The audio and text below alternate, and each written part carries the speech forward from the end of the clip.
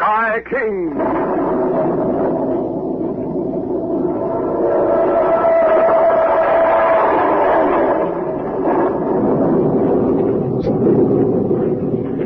Just think, gang, every time you pick up a newspaper, you see an article about an automobile accident. Day after day, week after week, year after year, it's the same old story. People are killed because people are careless. And you know, a great percentage of these accidents are caused by fellows and girls on foot.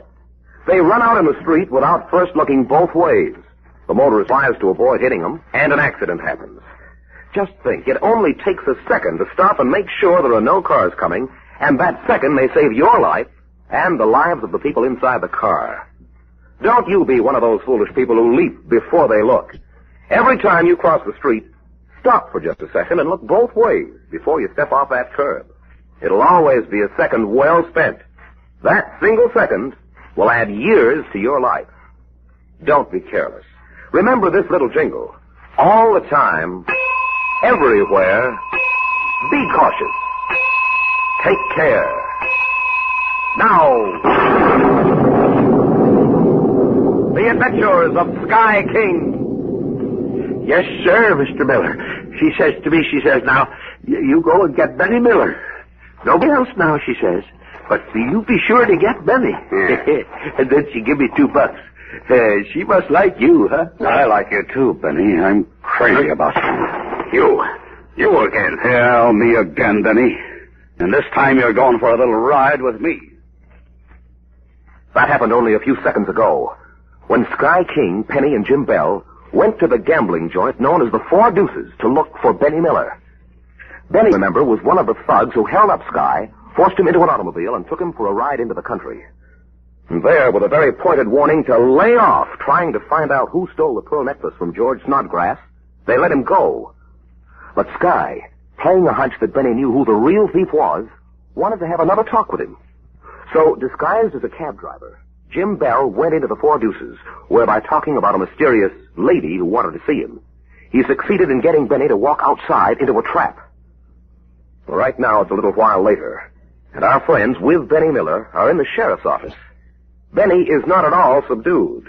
As a matter of fact, at the moment, he is quite angry. Smart guys, ain't you? A couple of smart guys. Yeah, we're smart, Benny. Now let's see how smart you are, shall we? Ain't you going to wait for the sheriff, Sky? He'll be along pretty soon, Jim. And he asked me to see what I could get out of Mr. Miller. You're wasting your time, King. We'll see. Shall I go along with the intelligence test, Benny? Sure, go ahead. Maybe you'd like me to tell you my life story, huh? Some other time, Benny. Not that it wouldn't be interesting, but right now I'd rather you tell me who stole the pearl necklace. What necklace? Oh. So you're going to play that way, huh? All right, we'll play that way. It was in the papers, Benny. Surely you can read the papers. Oh, that necklace. Yeah, that one. Who stole it? They got the crook in jail, ain't they? Don't you read the papers? But Gene McCall didn't take that necklace, Mr. Miller, and we're trying to help him. Now, ain't that nice? He's only a boy, Mr. Miller. You don't want to see him go to jail, do you? Not for something he didn't do. Oh, you're breaking my heart, Don't Benny. bother with him, Penny. Let me bother with him. I know how to make this guy talk. No, Jim. But, Sky, I said no, Jim. Now, let's start all over again, shall we, Benny? Perhaps that first question was a little too hard for you. This time it's an easier one. The $1 question. Who hired you to warn me to lay off investigating this case? Who? You heard him. Who hired you? Hold it, Jim. Who was it, Benny? That's an easy one, isn't it? Yeah, that's an easy one, King. It's so easy that suppose you guess it. Why, we're playing questions and answers, Benny, remember?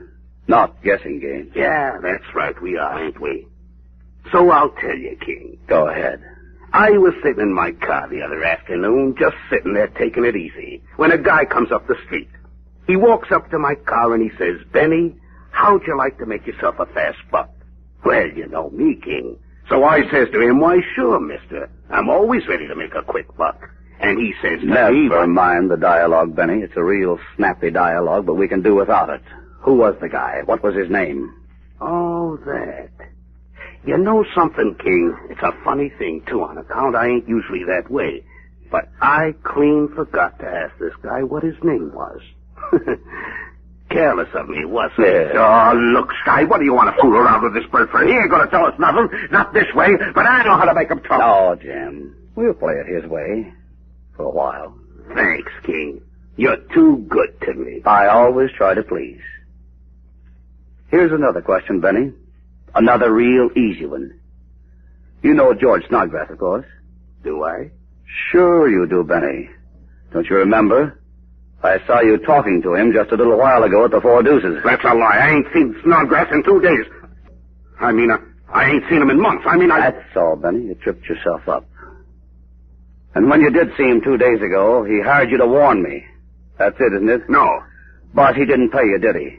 And he never will pay you because he doesn't have to. The reason he doesn't have to is because he's got something on you. He ain't got nothing on me, nothing. Yes, he has, Benny. He knows you stole those pearls. That's a lie. I ain't never seen those pearls. Snodgrass stole them himself. He owes $10,000 to Frankie Green for gambling, and that's the only way he can get the dough. That chisel ain't pinning that grab on me, him or nobody else. And if he tries, I'll blow the whole thing wide open. You have already, Benny. And thanks a lot. Huh? And I'll tell you something. That question and answer game we were playing, it was really a guessing game. I guessed right, didn't I? Why, you... Easy, fella. You're all alone here. Your gang of thugs isn't with you. Sheriff! Sheriff! Nice work, Sky. It turned out even better than we thought. I'm holding you, Benjamin Miller, as a material witness. You ain't got nothing on me, and I demand to see my lawyer. You ain't demanding nothing, Benny. Not for a while. And if you don't behave yourself, I'll slap a charge on you of kidnapping. Take him away, Lefty. Give him cell number 1. Say, what's this all about? Tell us, Sky, please. We'll tell you on our way over to the Snodgrass house. You got the warrant, Sheriff? You bet I have, Sky, and I'm just itching to serve it. Well, then go ahead.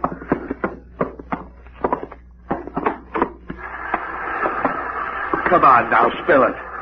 What are you two guys up to? It was Sky's idea. But the sheriff had the dope. Oh, golly, a mutual admiration society. What was it, Sky, please? Well, really wasn't much to it, was the sheriff? No, not much, Sky. All right, don't tell us. Come on, Jim, let's you and I go out and catch a couple of crooks all by ourselves. We're going to tell you, honey. Right now, without any more kidding around? Without any more kidding Oh, around. then tell. Well, the sheriff knew that Benny Miller was a fence. I know what that is, Sky. It's a receiver of stolen goods. Well, there you go. Isn't that just like a woman, Sheriff? They beg you to tell them something, and when you begin, they bust right in and start telling you something. I'm sorry, Sky. I didn't mean to interrupt. Okay, baby, I'm just having fun. Anyway, the sheriff knew that Benny was a fence. And from a couple of little remarks that were dropped while they had me out riding in their car, I got the idea that somebody had approached Benny and offered to sell him the pearl necklace. But you didn't know it was Snodgrass, huh? We didn't have any idea that it was him. But Sky found out that Snodgrass visited the Four Deuces. Oh, that's why you were trying to find out when you asked that bird at the gambling joint if Mr. Snodgrass was around, huh? Yeah, Jim. And the man knew him, which proved to me that Snodgrass went there often. When we knew that much, the rest was just getting Benny to talk. Yeah, that was easy. But it was the way you handled it, Sky. By letting him think he was putting it over on you. But you didn't know that Mr. Snodgrass owed the Four Deuces a lot of money, did you? No, honey, we didn't. And you were just bluffing about Benny stealing the pearls, weren't you? That's all, baby. And it was a pretty weak bluff. But it worked. Yeah, it worked. Most of those crooks are like that, you know. If you can just get them off balance. If you can take them by surprise and catch them just one lie, they'll spill their works usually. And now you're going to arrest Snodgrass, huh? That's what we're going to do, Jim. That's just what we're going to do. Well, here's his house. Yeah. Gee, I feel sorry for his daughter. Yeah, so do I, Penny. Sorry for Francis, but glad for Gene McCall. Somehow those things kind of even themselves up, don't they? Yeah, they sure do. Oh, you want I should ring the Chevelle, Sheriff? If you will, Jim. Gene McCall will get out of jail now, won't he, Sheriff? Tomorrow morning, Penny. The very first Oh, thing. good. Ring that bell again, Jim. Okay. I guess everybody's asleep. No, here comes somebody. What? Why, Sheriff. Has something happened to Gene? Gene's all right, Francis. Is your dad home? Oh, he's in bed, Sheriff. It's after 11 o'clock. Yeah, I know. I'm sorry to bother you, but I want to see your father. Of course, Sheriff. I'll tell him. I'll tell him, Franny. You just kindly lead the way, huh? Is something the matter, Sheriff? Is there all these people? What's happened? Well, maybe you just better take us up to your dad's room, Franny. Us? What's this all about, Sheriff? Who are these people? Oh, excuse me, Franny. I kind of forgot. This here is Skylar King. Hello, Miss Snodgrass. Sky King? Are you Sky King, the man who's helping Jean? Oh, I'm sorry I was rude. Jean told me all about you. About you and your niece Penny. You're Penny, aren't you? Yeah, I'm Penny. And you'll be Jim Bell. Yes, sir. Oh, Jean's talked about all of you. He's told me how perfectly swell you've been to him. Oh, please come in, won't you? But you want to see my father, don't you? Why, Sheriff? Maybe I'd better tell him, Franny. You just lead the way upstairs. I don't understand, but please come on. Try not to make too much noise. My mother's asleep and she hasn't been feeling too well.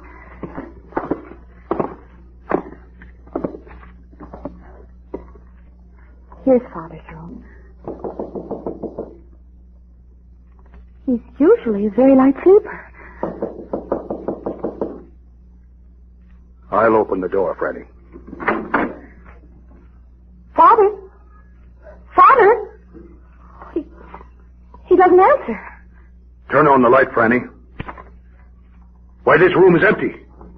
Your father's gone, Francis. Do you know where? Answer me. Do you know where? Keep listening. In just 1 minute, we'll continue with Sky King. You know, a speeding train is an impressive sight, but remember, even watching it can be dangerous.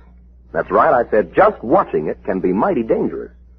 Not long ago, an 8-year-old boy was watching a speeding streamliner, but he stood too close to the tracks and the train sucked him in under the wheels. Now just think, if that boy had stood back a few feet, he'd be alive today. It's all right to watch trains, but don't get too close to them. Stay away. Of course, I know you'd never play around trains or tracks. Everyone knows that's just plain foolish. Anyone who would do a thing like that is just begging for a trip to the hospital, or worse.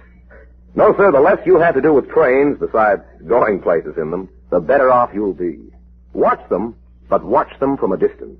Don't take chances. This is Mike Wallace reminding you all the time, everywhere, be cautious. Take care. It's seconds later now. Frances Snodgrass stands without moving. Her eyes frightened, staring at the empty bed. Answer me, Francis. Do you know where your father went to? I don't, Sheriff. I don't. You saw him earlier. He said goodnight to me and came upstairs. Oh, what's happened? Please tell me what is. I have a warrant for your father's arrest, Francis. Arrest? For stealing a pearl necklace. I don't know what to say. I just think. Come over here and sit down, Francis. I'll try to tell you about it. Look, Sheriff. Have a look at what I found over here by the telephone. Why, one of them pink discharge slips. Yeah, with a bunch of numbers on it. They're more than just numbers. Have another look at them. Those top ones are arrival and departure time of a train or a plane. And that number there's a telephone number. Yeah, but Sky, what does that get us? I think, Jim, I think that when we check up on those numbers, we're going to know where Snodgrass has gone. There's excitement and thrills coming up. Listen tomorrow for Leaving at 10:45. That's tomorrow on Sky King.